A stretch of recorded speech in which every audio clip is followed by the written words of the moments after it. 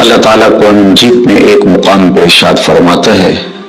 وَمَا أَصَابَكُم مِّن مُّصِيبَةٍ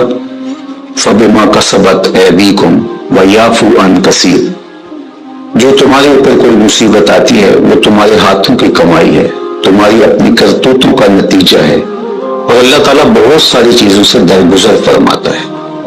یہ اس کی کرم نوازی ہے کہ وہ درگزر فرماتا ہے اور کبھی کبھی گرفت کرتا ہے۔ اگر وہ ہر کوتاہی پر گرفت کرنے لگے تو قرآن مجید نے ایک دوسرے مقام پہ ارشاد فرمایا کہ لوگوں کے ظلم کی وجہ سے،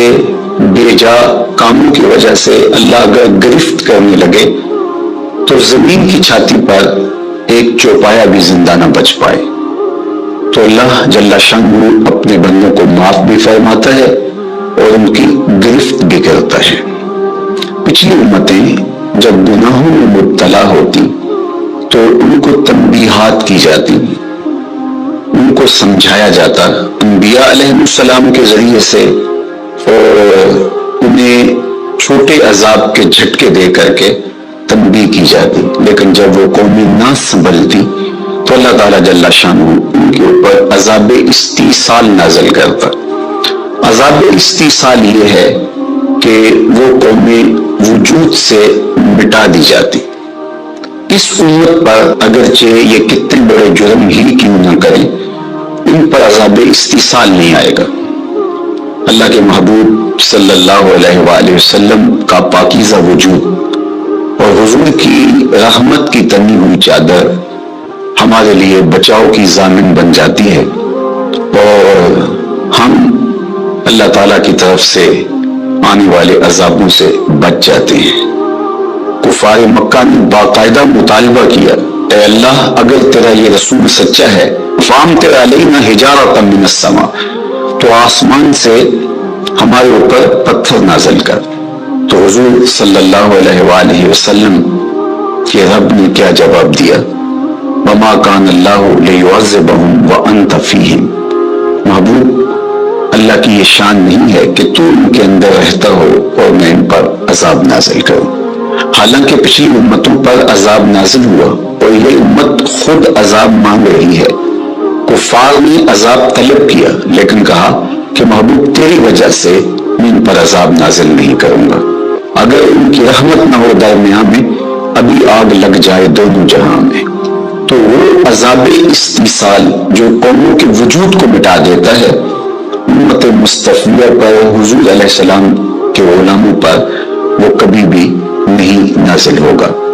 لیکن آزمائشیں، ابتلائیں اور سزائیں ان کو وقفے وقفے سے دی جاتی ہیں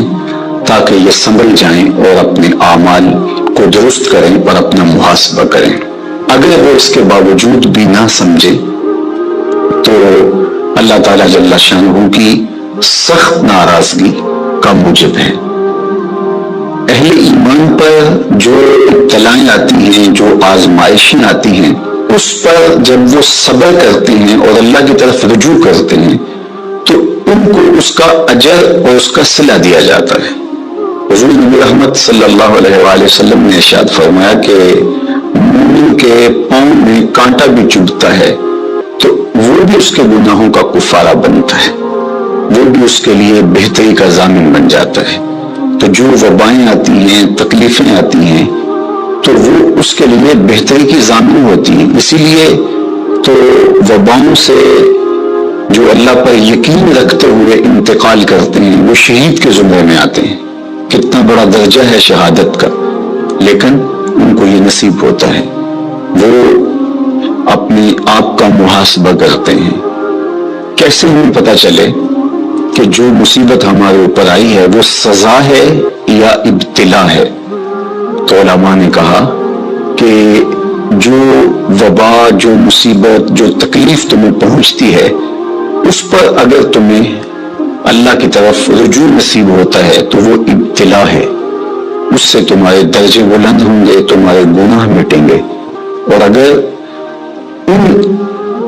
آزمائشوں، ان امتحانات اور ان وباؤں کے باوجود بھی تمہارا اللہ کی طرف رجوع نہیں ہوتا اور تم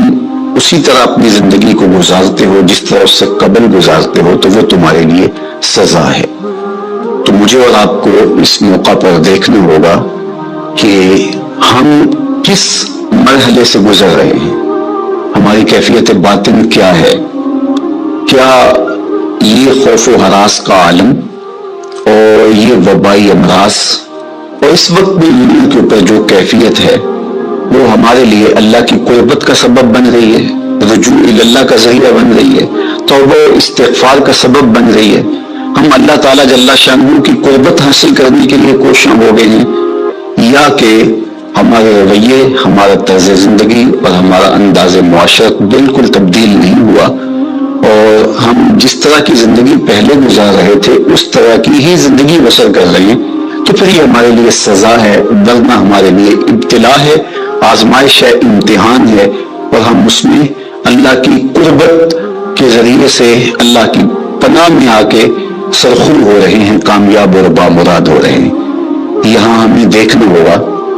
کہ اس وقت سسکتی انسانیت کے لیے ہمارا رویہ کیا ہے، کیا ہم نے اشیاء خرد و نوش سے لے کر کے ضروری ادویات تک اور انسانی ضرورت کے لیے اس وبا سے بچنے کے لیے جو ماسک پہنا جاتا ہے اس کو حصول زر کا ذریعہ بنایا،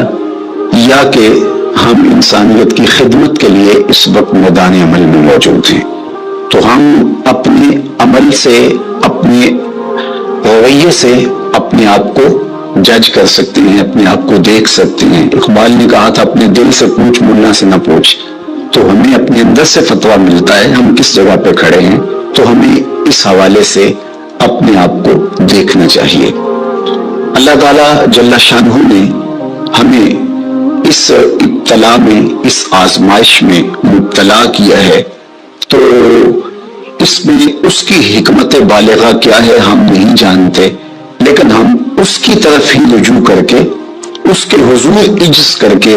اپنے گناہوں کی معافی مانگتے ہوئے کثرت استغفار کے ذریعے سے اس میں کامیاب اور سرخل ہونے کی کوشش کریں۔ اللہ جل شانہ کے محبوب علیہ السلام نے ہمیں مشکلات سے صبر کے دامن کو تھام کر گزرنے کی تلقین کی ہے، اور صبر اجر کا ضامن بنتا ہے، اور اگر بے صبری کے ذریعے سے اور واویلے کے ذریعے سے ہم وقت گزارتے ہیں تو تکلیف تو اس سے کم نہیں ہوتی، لیکن اجر برباد کر بیٹھتے ہیں۔ ہمیں ایسی مشکل گھڑیوں میں صدقہ و خیرات کے ذریعے سے اللہ کی قربت اختیار کرنے کا حکم دیا گیا۔ فرمایا گیا داؤ مرداکم بالصدقہ، اپنے مریضوں کا علاج صدقے سے کرو، تمہارے امراض کا علاج صدقے میں چھپا ہوا ہے۔ جب تم صدقہ کرتے ہو تو مشکلیں ٹلتی ہیں، تکلیفیں دور ہوتی ہیں، اور پھر تضرع کے ساتھ، زاری کے ساتھ، دعاؤں کے ساتھ، التجاؤں کے ساتھ اللہ کے حضور پیش ہو جاؤ۔ تم امتحان گاہ میں کھڑے ہو، وَاسْتَقْبِلُوا امواج البلا بالدعاء والتضرع، فرمایا کہ بلاؤں اور آزمائشوں کی موجیں جب تمہاری طرف بڑھ رہی ہوں تو تم تضرع اور زاری کے ساتھ اللہ کی مدد اور اللہ کی پناہ لے لو، اور جب تم اس کی پناہ میں آ جاؤ گے تو پھر تکلیفیں تمہارا کچھ نہیں بگاڑ سکتی، تمہارے درجے بلند ہوں گے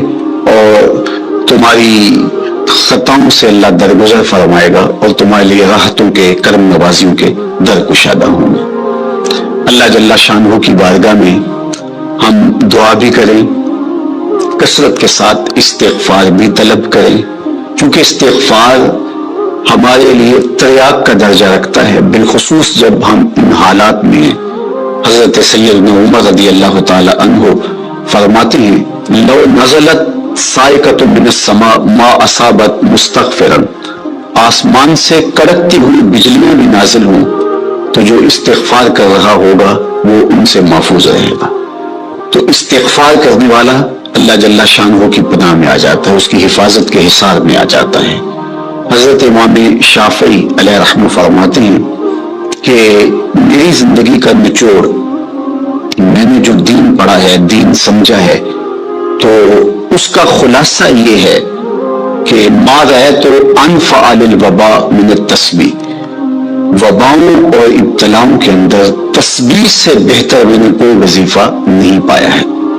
جب آپ اللہ کی